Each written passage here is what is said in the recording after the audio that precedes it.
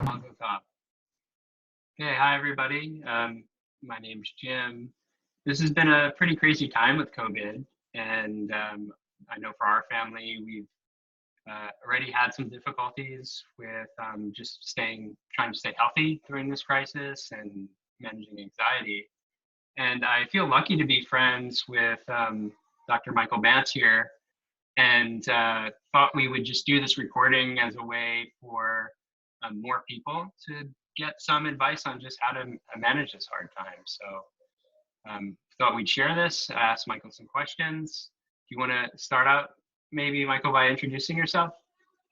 Sure. Thanks. Thanks, Jim. I appreciate that introduction. So, yeah, in this time, we felt that there's not been as much information as we had, like the information that we have in the geopolitical situation that there is about the mental health effects of that social distancing has had on us in quarantines. And what we wanted to do is try to address some of the mental health issues that may be involved with that. Because ultimately, especially if we're doing this for weeks, potentially even months, we need to learn how to adapt and learn how to kind of transition ourselves. So I'm a board certified psychiatrist. I have a background in exercise and nutrition as well, and some psychotherapy. So I've been working with my patients through telepsychiatry, and fortunately we were able to shift pretty quickly in that regard, and also trying to help out other people through this, because there's, as you can tell, a lot of anxiety going around and all those kind of things. So I'm really grateful to be able to try to help as many people as possible through videos like this. Yeah, and you're pretty unique as a doctor in how you offer your practice already, involving a lot of like integrative techniques and preventative measures for health. So I think that's just up the alley for people who maybe aren't, immediately sick and just trying to stay as healthy as possible. So my first question, I guess, like, what are the important things you would recommend people to be doing at this time or not to be doing? Sure. Well, first of all, I want to just kind of normalize what hasn't been very normal, and that's our current environment. So I just want to start off with that. It's very normal that we're going to have periods of time where we're all going to freak out, and that's okay. And it's to be okay with that. I mean, I can admit even for myself that there's been at least 4 or 5 times where you just kind of feel that kind of rise in energy, and your body just like, and you just feel like, whoa, because there's been a seismic shift in what's been going on right now. And so that's a normal response.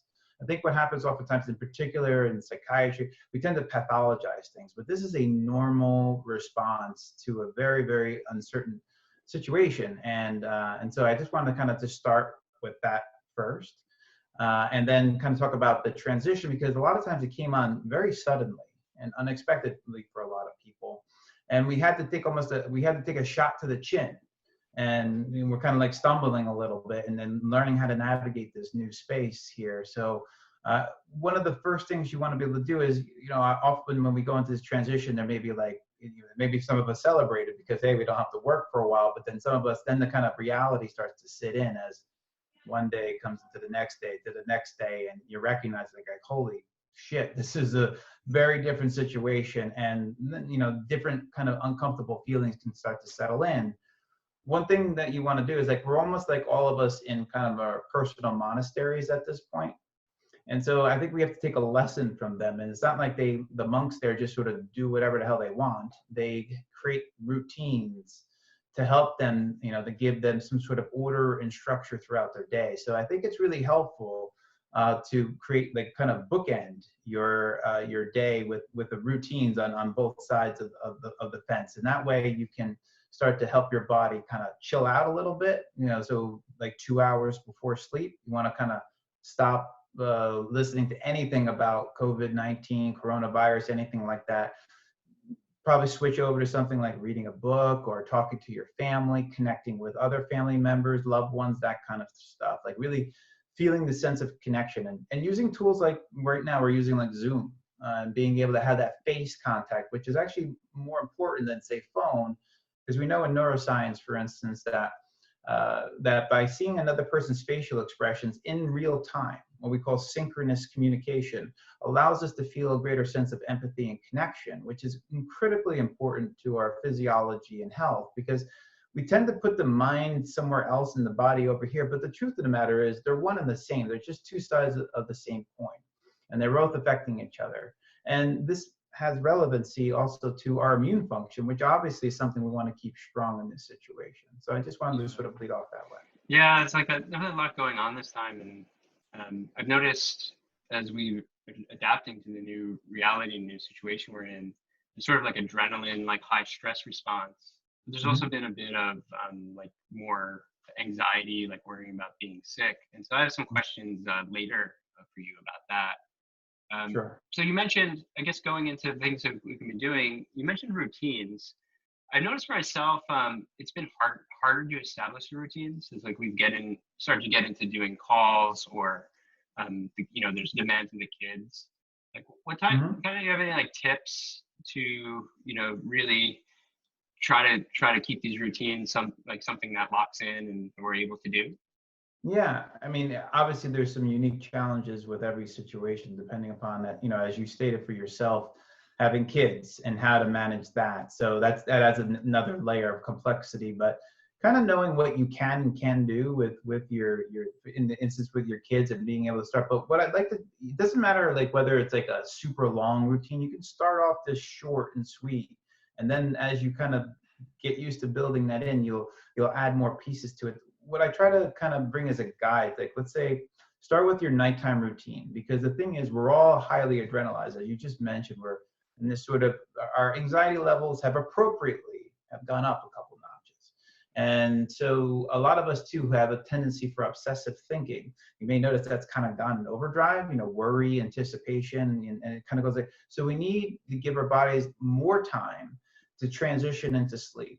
And I'm going to repeat that again many times, and we'll talk about it in other sections of this. But again, I'm going to come back to the importance of maintaining your sleep as much as possible and doing that. So by starting like in your nighttime routine, maybe you can only do a half hour or even 10 minutes, but just start somewhere where you build a certain routine. So the way I give guidance to my patients is that think of your five senses. And think of ways that you would want to, for your nighttime routine, that you would want to be able to soothe those five senses, things that make you feel connected, just things that engender sort of more of the healthier kind of positive emotional states that we have, connecting with your family members, maybe talking to them through things like Zoom like this again, or whoever is around you, getting in contact with each other. One thing I wanted to add to do is, if you're with someone, if you're fortunate enough to have that situation, is really coming back to our primal sense of touch.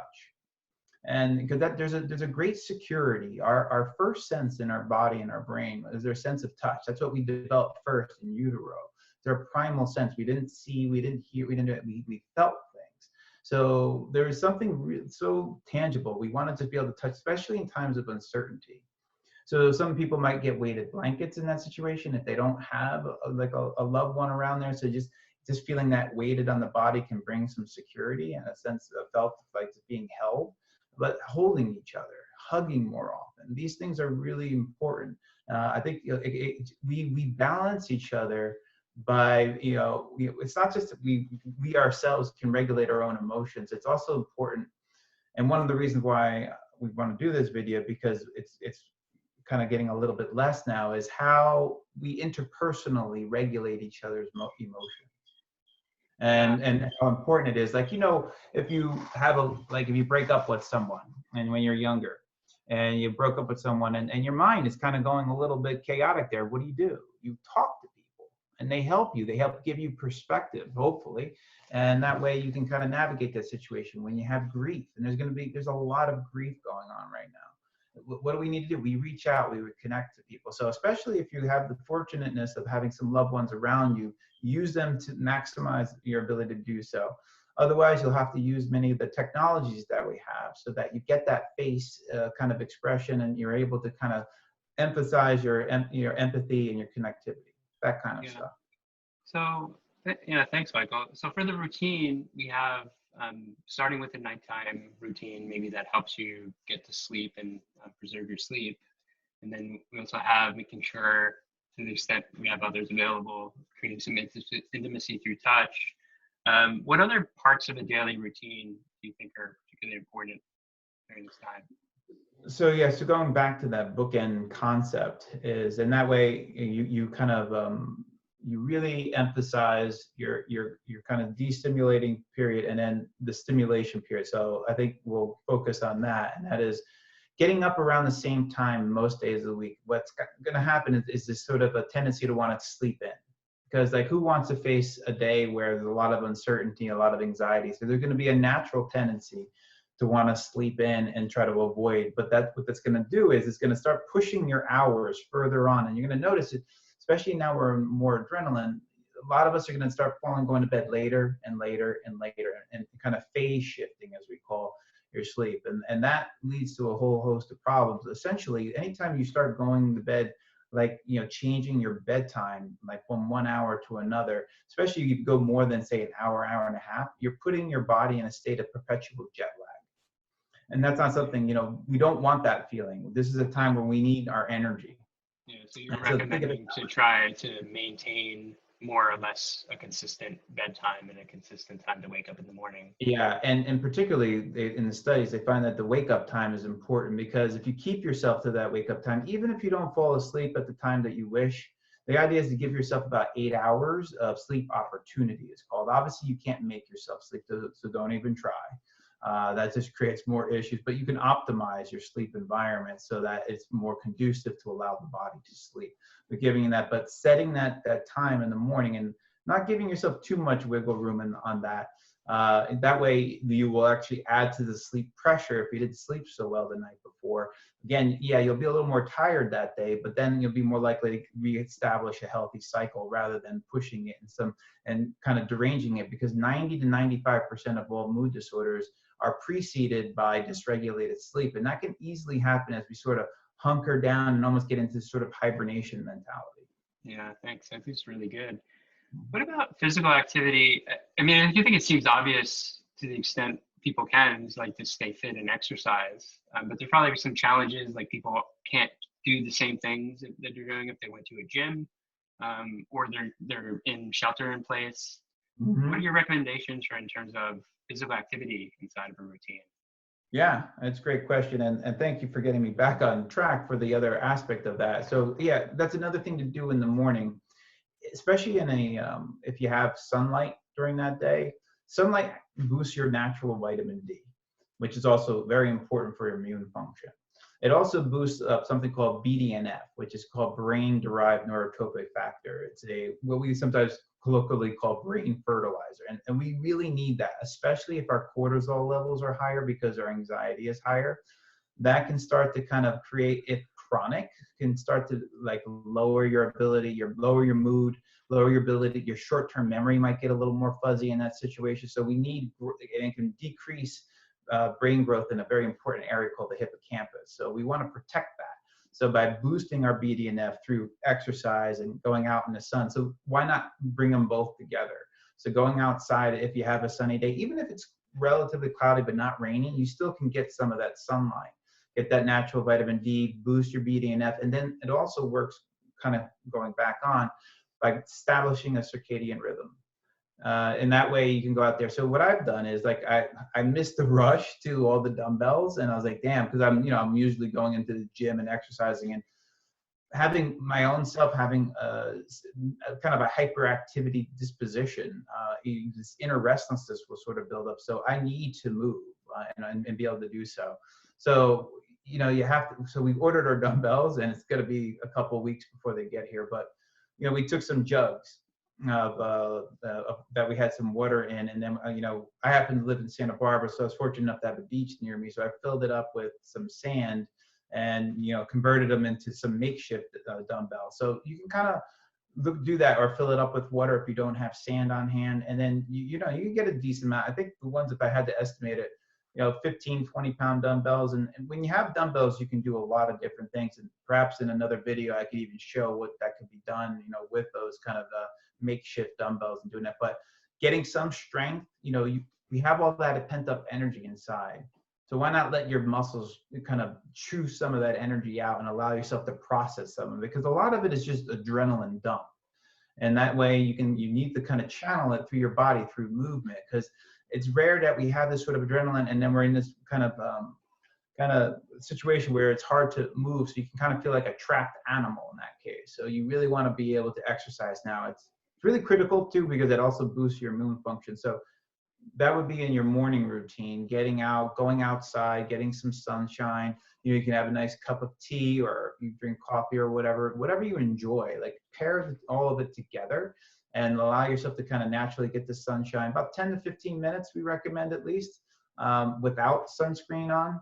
Then you can go back in and then put sunscreen. And obviously, if you have some other predisposition like skin disorders, have to check with your doctor on that regard. But 10 to 15 minutes for most of us is a good amount, and as much skin exposure as possible, without breaking any laws, of course.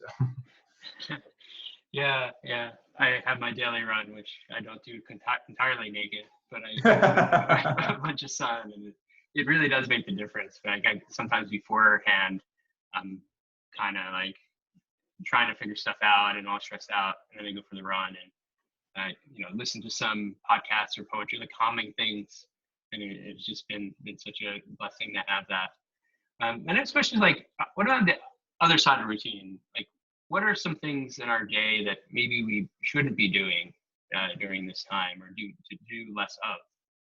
Yeah, the thing that's been coming up with me as I've been continuing to see patients throughout last week, when really the kind of the lockdown was starting to occur, and then throughout this week as well. And one of the common factors that I'm finding for a lot of people is a lot of people are to put it lightly, are getting sloshed.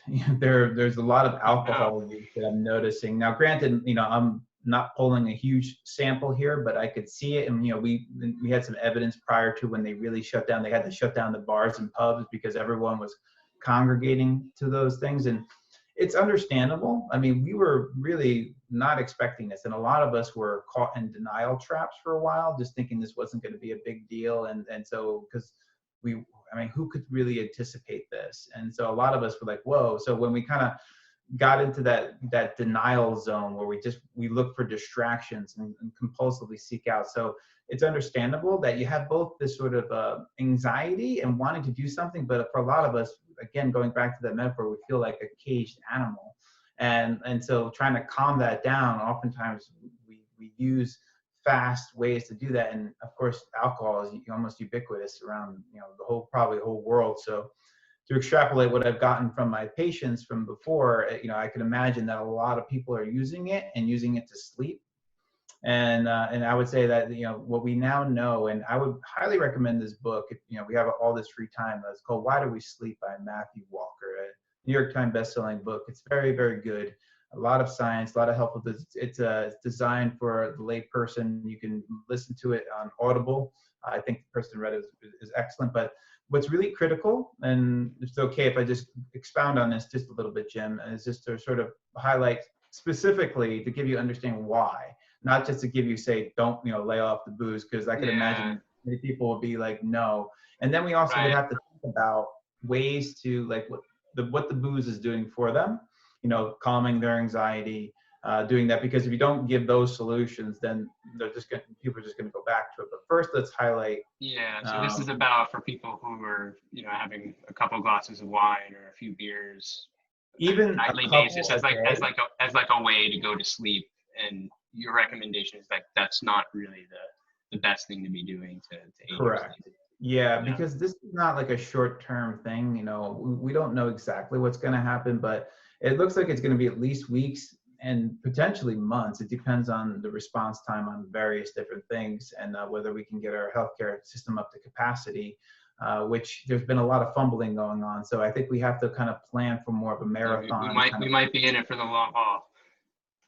Exactly. And so there's a shift that's occurring right now. And so we need to be able to navigate that as smoothly as possible. That being said, I'm going to highlight what before is going to be a lot of times you're just going to freak out, and that's okay. And I want to really highlight that that's going to happen from time to time. But so coming back to kind of highlight the nighttime cap or something like that, it's understandable to do that. But the problem is in a long-term situation, what alcohol does is a couple things. And one thing is that it suppresses REM sleep. And REM sleep is when we dream. And one of the things that Dr. Walker in his book espoused in there is how important REM sleep is for creative problem solving, which obviously is something we're going to be doing a lot of and making decisions in that kind of capacity. It's also helpful for memory integration. So when we're learning things from one day to the next, like learning how to integrate them and also look for very interesting novel solutions to the information that we're getting in, which is, again, we're being called to do. You have to, even novel situations from our homes, like how do we get the food that we want to get or the different supplies? You may have to think outside the box. You're going to need that for this kind of situation. And then finally, one of the bigger ones is emotional regulation. So when we don't get REM sleep, we don't refresh our emotional circuitry in our brain. And so oftentimes it gets irritable, more inflamed. And just think about this way, I kind of do this with my patients. Eventually it's like your nervous system develops a sunburn. So you ever get a sunburn, Jim? Not recently, luckily, but yes. Well, obviously, we've all had that. And you go into just a warm shower with a sunburn. Yeah, it right? hurts. Yeah, it hurts like a bitch. And so like you're hypersensitive at that point. So that's the same thing that happens when you start to slowly inflame your nervous system, with this sort of situation with like not getting enough REM sleep. You ultimately make a type of hypersensitivity. And how many times have you not gotten like good sleep and you get into an argument with somebody near you? And a lot of us are living in close quarters, probably closer than we ever wanted. Yeah, that's especially important in these times, right? And you've also mentioned to me the importance of sleep to the immune system. Does the alcohol interfere with that as well, possibly? Or yes, both in the REM sleep, but also in the NREM sleep. And so what most people may or may not know is that alcohol, obviously, they know this part, that it's a depressant. That's why we take it. It kind of loosens things up and in that way. However, once alcohol goes into your liver, it gets converted into something called acetaldehyde. Acetaldehyde instead, which happens a few hours later, is a stimulant. So if anybody who's wearing like their little like Fitbits or whatever that can calculate their heart rate, if they're ever drinking, just calculate the difference between when you do drink in a day and around nighttime and when you don't drink in the day. Because once it starts to convert more to acetaldehyde, that's why our heart rates will generally be up to 10 beats, maybe even higher beats per minute while you're sleeping. So now what's happening is you're going into more of what we call a sympathetic nervous system state, a fight or flight state. It's not the time when you've been in fight or flight state. We're all in a higher fight or flight state right now. You do not want that to happen when you're going to bed. That's you're going to burn yourself out and you're going to wind up doing that. And then that's also when your brain shifts in and winds up kind of rebooting the whole system and detoxifying everything and allowing yourself. And by going in through there, it has a profound effect. There's like a downstream effect with your immune system. And I think we all get this. Like you can even notice if you don't sleep for a couple of days very well, you start to get a little itchiness in the back of your throat, or you just feel sort of worn out and worn down. And you are. There's a high correlation with different, immune diseases and lack of sleep and insomnia and a whole host of other issues like cancer, for instance. And unfortunately, things like that we prescribe as psychiatrists are often not that helpful either, because they do suppress that REM sleep, like Ambien, Zolpidem, also known as. A lot of the benzos do that. So, minimizing, you don't want to, if you have to sleep and you're taking those meds, just stay on those and speak with your doctor, of course, because you don't want to obviously not sleep. But in that kind of case, though, we want to start, for those of us who haven't gone in that direction, you can easily see how that can slide into that. So you want to be careful with that. And what I highly recommend is if it is starting to get a little bit harder for you, is to, there's a lot of things like on my website, I have like a little bit of things on drmantz.com, like some tips like to go on there. You can even go to my other website, which I give to my patients. I have like a kind of a these are tips for like healthy sleep aids. Health sleep aids, and then if you need more kind of direct assistance, a CBTI, what's called cognitive behavioral therapy for insomnia, has been shown to be one of the most effective non-pharmacological techniques to help people to start getting into better sleep, and do it sooner rather than later. I'm sure there's a lot of those people on now or on telehealth. You can go to Psychology Today and look them up. And find out who's a CBTI certified, kind of specialist, and be able to help people in that regard, because I'm beating this dead horse for a good reason. Yeah. So then, just to wrap up routines and some of the things maybe to take out of the routine, I've noticed probably for a lot of us, our relationship with the news, information, Hmm. social media can be a bit tricky because on the one hand, we want to stay informed, but on the other hand, some of the news can be really disturbing and unsettling. So do you have any Sure. tips on like how to manage our information intake or Yeah. social So, media throughout the day? absolutely. I'll start off with just a quick kind of rule, like, before is like what I would suggest you do is you have like a 12, it's like, we do this intermittent fasting, 12 hours or 16 hours. Let's do intermittent news fasting here, for about 12 hours. So whether you want to do 9 to 9, 10 to 10, 8 to 8, but try to keep it where you have 2 hours before you go to bed and when you and the time you do anything else with the news in that situation. I think that would be an easy rule of thumb to start following. And then what you want to do is really get in touch with, different news sources that are giving you more facts rather than opinions. And when the people are giving facts, you can just tell, like, you have to kind of like listen, like, what's their motivation out there? Because what's happening now is like, there's a lot of opportunity for people to try to grab your attention, and your attention is being monetized in that regard. So the people will try to sensationalize, over dramatize, and you can see it in the words, like the way they use these sort of like bigger words, and they may not even be fully conscious of it because they just want to kind of like just glamorize it in some way to grab your attention. And that's just natural human behavior. But you have to be careful because you being exposed to that it can start, you're already not feeling a little unsettled. And now you're hearing like, a tsunami of new cases coming in or something like that. You have to catch that kind of stuff and then start to basically cut the fat. Cut the things that are really gonna inflame you with either fear or anger unnecessarily. We don't need any more of that right now. We need to kind of look at things on a simplified basis. So by kind of doing those kind of things, like just bookending it like that, and then also refining high quality sources like the John Hopkins website, maybe less video on it. I really would not pay too much attention as much to try to concisely get if you are into the political situation, narrow that down a lot, because as you can tell, especially here in the United States, there's a lot of kind of like, red, blue infighting going on, which just engenders more of a sense of uncertainty, distrust on all sides. And that's not what we need to be able to do, because without the effect of us being able to buffer each other because of the social distancing, we can get into extreme states, extreme states of either paranoia, that's going to happen, common in this state, extreme states of fear, extreme states of anger, and then all of a sudden that changes the way how you see the world, and that can really start to bring you down a kind of a difficult hole that could be sometimes difficult to get out of. And so that time you want to reach out and talk to people. Yeah, like I feel I've been sucked into the politics through social media, just even not in this crazy time. And I feel like that's the last thing I'd want to be doing. And by bookending, you specifically mean for like a couple hours at the end of the day, or maybe even the start of the day, where we stay away from screens, phones, computers, TV. Exactly. Exactly. And is that, like maybe 9 p.m. to 9 a.m. That's what I've been doing, is at first I was getting caught up like anyone else. And then I just noticed that it's starting to drain me out.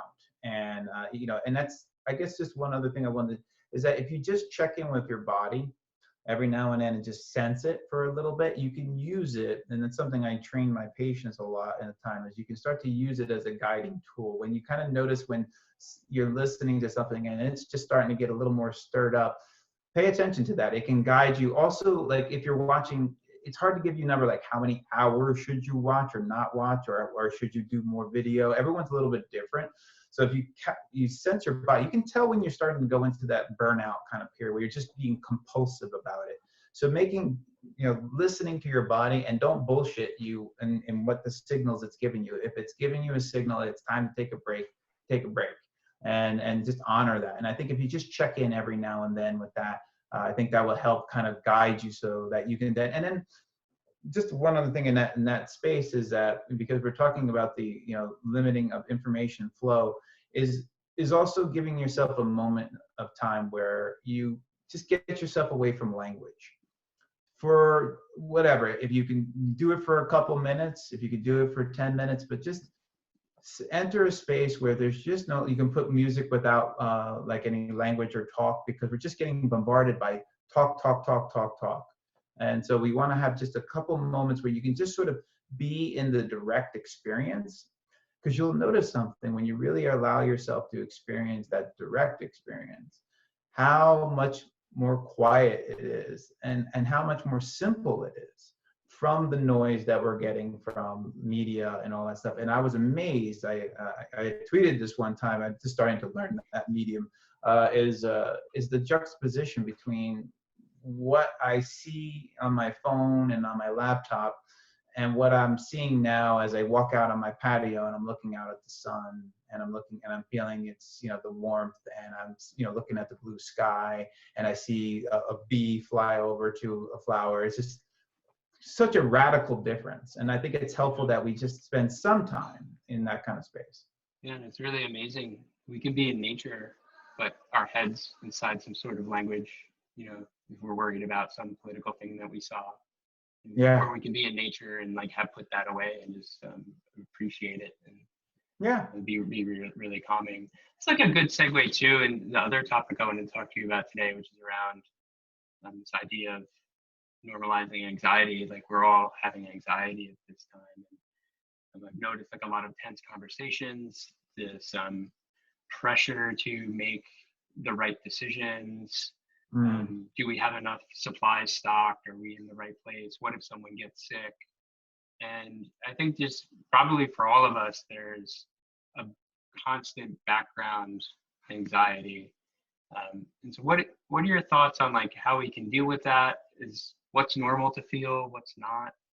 Speak to us about anxiety, Dr. Mantz. Sure. So I think before I go into just more of the general thing, I think what you just did there, what you just said there, is you started to express specific concerns. So what I would recommend anytime I have a person do that is write it down. Because one thing about anxiety is that anxiety is mainly about kind of two things that can make anxiety worse, and that is if we keep it vague. The more specific we can make our anxieties and learn what is and what are we fearing in that case, and writing it down. Now, you may notice initial resistance to that in your body, because oftentimes there's an impulse when you're dealing with anxiety or fear to retreat. So there may be a slight resistance to even want to even take that suggestion. And so I suggest you that if you feel that resistance, that's exactly why you need to write it down. So that way you can get specific. So how do I feed, you know, my children? How am I going to get the kind of things? And these are real concerns. So you want to write it down and then be able to look at it, because if you just cycle through it in your head, what happens is, you know, it's like, I call it the brain stack attack. What it does is it makes it seem like you have to make all those decisions at once. And that's when you get flushed with that overwhelmed feeling. And that can lead into a kind of a panic kind of situation. So by writing it down, you realize you don't have to make all those decisions at the same time. And that way you can, like, you know, parse it out for yourself. It's not that fast, but the brain can sometimes trick you. So I just want to highlight one of the patterns I've noticed as I've been doing this sort of work, that kind of brain stack attack where it just goes, and you're like, whoa, you get flushed. And does the writing it down just help you get it out of the system? Like, you're less likely to keep thinking about it if you actually take the exercise and put the thoughts into writing? Yeah, I use this approach, especially if at nighttime and you're ruminating. I call it the mental thumb drive. You know, you just want to put it down somewhere else so that you don't have to keep it in. And you can kind of almost make like a pact with your own brain. It's like, all right, listen, you don't have to keep, I appreciate that you brought up these concerns for me, like literally having this sort of like kind of a dialogue. It could be funny, and that could help. And that way it actually liberates, so you're not getting caught in these like rigid patterns. And now I put it down, and now it would be nice if I get some sleep in this case. So then I will work on these tomorrow. And that way you start to build what we call personal integrity. And it's not like your brain's going to automatically listen. It's kind of like a dog, like a Labrador. So you have to kind of train it in that way. So it's not going to be perfect, but the more and then you do fulfill your promise at the end and you address it appropriately, when the brain pattern will generally start to weaken if you do that kind of thing. So just to want to highlight another way in which you can use the writing down part. So by doing so, it does help to process in some ways, and you're also starting to expose yourself. So one of the biggest things in behavioralism is that you, by giving exposure to the anxiety, not so much that you overwhelm your system, but just enough, and just you hanging with it and just you approaching it by writing it down, is counter to the impulse to avoid, and which creates kind of an interference pattern.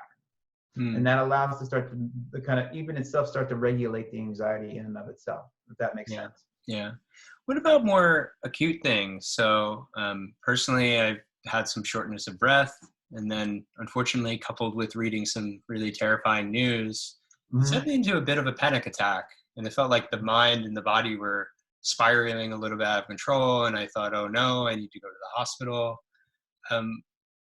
Is that normal? And like, how can people manage that? Sure. Yeah, it's a great question. And just trying to see how the best way to approach it for a lot of things. Well, it's first to recognize, because what happens is once we start to get into a panic attack, it's good if you have someone else who has dealt with panic attacks before and can be your anchor if you have that available, whether even if you're alone and you have someone that you can reach out on video conferencing in particular, because you need to have that face-to-face connection, and so that you allow yourself to have that. Now, the highlight, the issue is obviously there's a lot of anxiety going on. A lot of us, it can kind of bring out a lot of hypochondriacal concerns with, obviously with this being a kind of pandemic illness kind of thing, and we start to wash your hands, and we get kind of like more and more kind of driven in that. Right. I couldn't tell whether I was really sick or was mental, and I think that boundary is confusing for people now. Exactly. So especially because, obviously with the shortness of breath being one of the symptoms, and then those of us who have proclivities towards anxiety or higher levels, oftentimes the breath is dysregulated. So we can also start to feel like, am I having shortness of breath? And, oh, is this, am I having, an illness? Oh my God, what do I do? And then of course that could lead itself down a very dark path.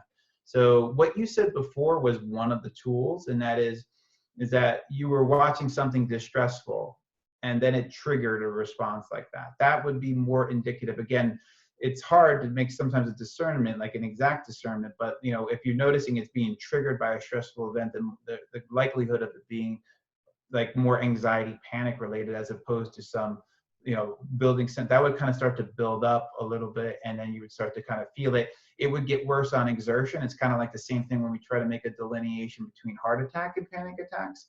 Oftentimes, in heart attacks, on exertion, it would get worse.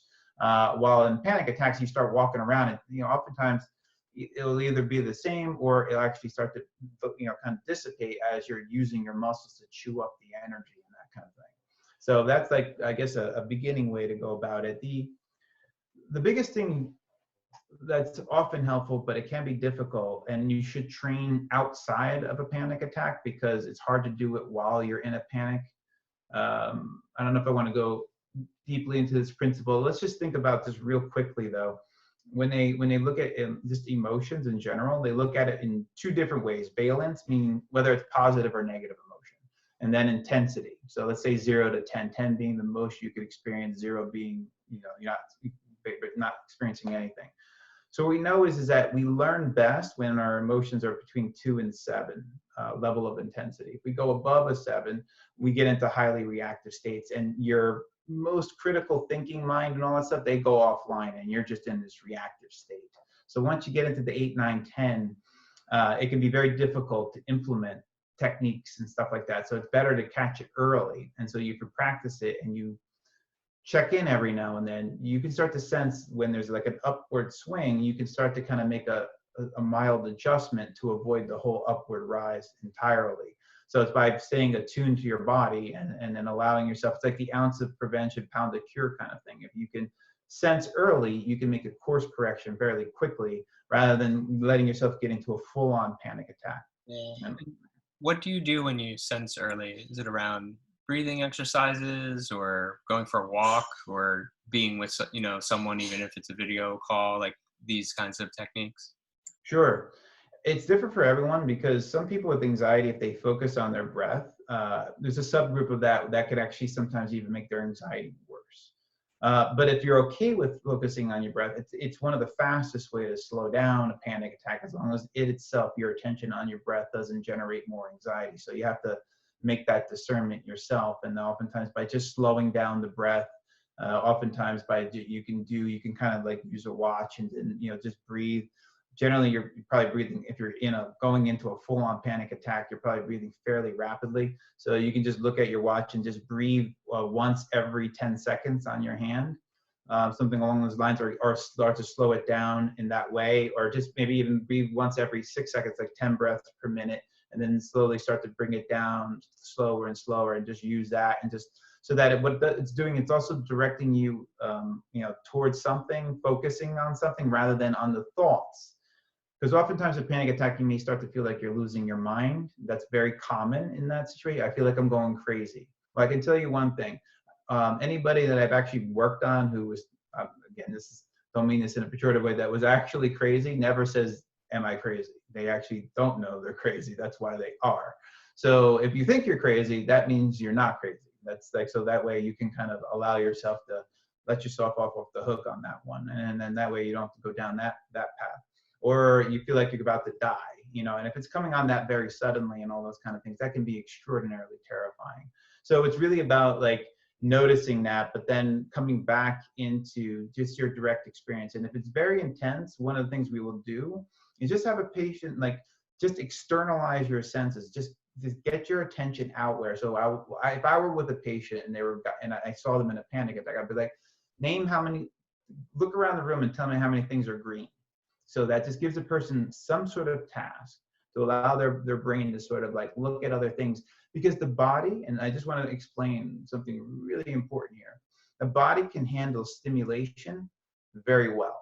It handles it very, very well. So that's why you see most people dying from like heroin and these opioid epidemic much more than you hear. You don't hear a lot of people dying. I mean, of course people do, but like on things like cocaine. I mean, that can happen. You can have heart attack, but your body can absolutely sustain stimulation much better than when you're in a more depressant-like state in those kind of combinations. So your body can handle it more or less, and so you can allow yourself to have that experience, and then reach out, look around, and then your body can, as long as you're not feeding it with more thoughts or believing in it, you can have the thoughts.